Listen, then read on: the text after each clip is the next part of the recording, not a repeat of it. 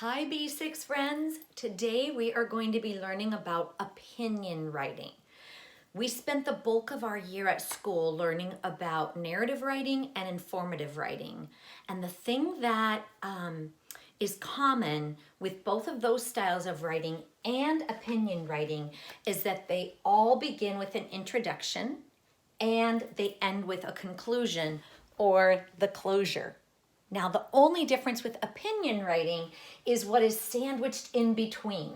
If you think of this as like a sandwich, the top layer of the bread is the introduction, the bottom layer is the closure or the conclusion, and in opinion writing, the filling is what your opinion is and why you have those reasons for that opinion.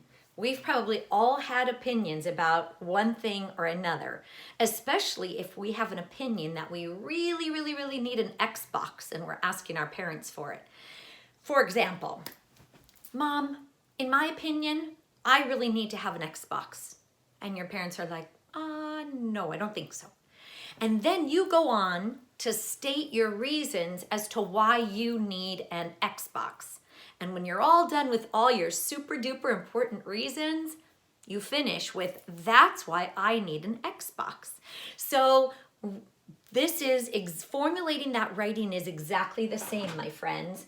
So just a reminder, in writing and in opinion writing for the introduction, the author, that's the writer, of course, tells the reader what topic or book they will be discussing. The introduction should catch the reader's attention. I know a favorite way of our class to catch readers' attention is to use onomatopoeia. We know that we can also ask a question, we can state a fact. There's many different ways to capture the reader's attention. So in opinion writing, after the introduction, that's where the author states their opinion. And they will give their opinion on the topic that was just introduced. It's usually one sentence. Following your opinion, you state your reasons. And in this case, or in all the cases, you want to give at least 2 or more reasons to support your opinion that you just stated. And your reasons want to convince your reader as to why your opinion is correct. And then, just like with our other writings, we have a conclusion. When you write a closure for opinion, you're going to repeat your opinion again. You're going to just state it again. And sometimes you can add with a suggestion. For example, now wouldn't that be fun to try? So we're going to spend every Tuesday for the next several weeks building a stronger and stronger opinion piece of writing. But I just wanted to give you a quick overview so that you'll be prepared to do your opinion writing for this week. So up here we have our 4 pieces. We have our introduction, our reasons, our opinions, and our conclusion. So I've got some examples here, and I thought maybe together we could put some of these in our pocket chart. So my first one is a topic that I think we all love to talk about, and that is candy. So in this example, the introduction would be, there are many different types of candy on the supermarket. Okay, you're going to notice that I did not state my opinion yet. I'm just telling my reader what I'm going to talk about. Here is my opinion. My candy, my favorite candy to grab when I am at the store is a Snickers bar.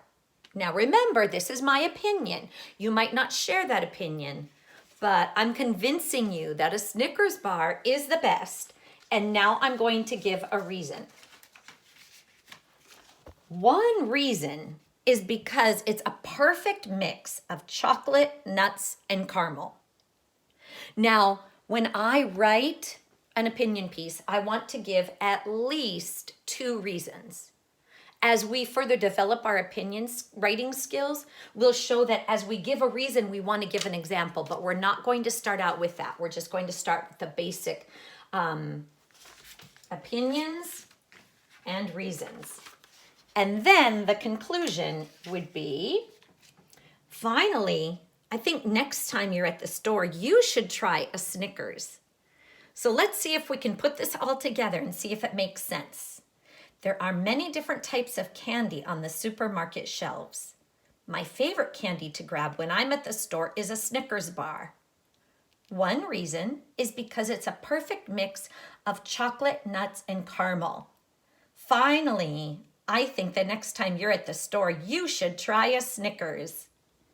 So I am restating my opinion and offering a suggestion as well. I noticed as I put those in that originally I had my opinion and my reasons mixed up. So I apologize for that. Let's do one more example. Okay, the topic of my next one is there are two very dangerous animals in the ocean, orcas and great white sharks. Now, I haven't stated an opinion at all yet. I'm just telling the reader what we're going to be talking about. Okay, here's my opinion.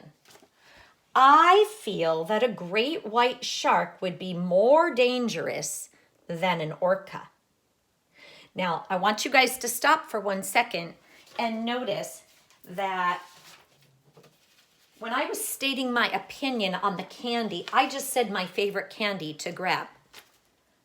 You can also start an opinion with, I feel that, or my opinion is. And next week, we're going to get into different ways to form a strong opinion in different starting sentences. But let's continue. My opinion was, I feel that a great white shark would be more dangerous than an orca. Here's my reason.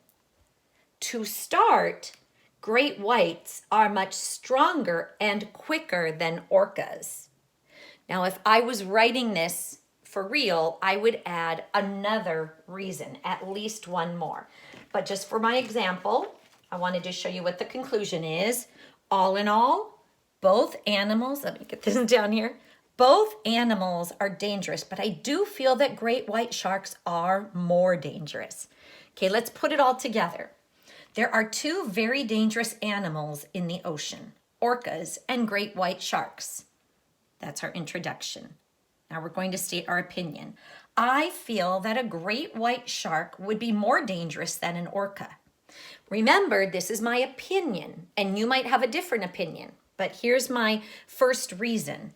One reason is, to start, great whites are much stronger. Well, I got a glare there. Great whites are much stronger and quicker than orcas. And now we have our conclusion. All in all, both animals are dangerous, but I do feel that great whites are more dangerous. So friends, those are the nuts and bolts of an opinion writing piece. Today, for your assignment, you're going to be going on Google Docs, and you are going to see this prompt.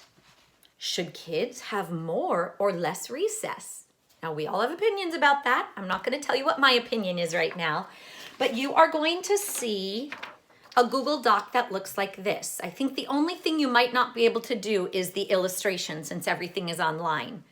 But remember, the prompt is, should kids have more or less recess?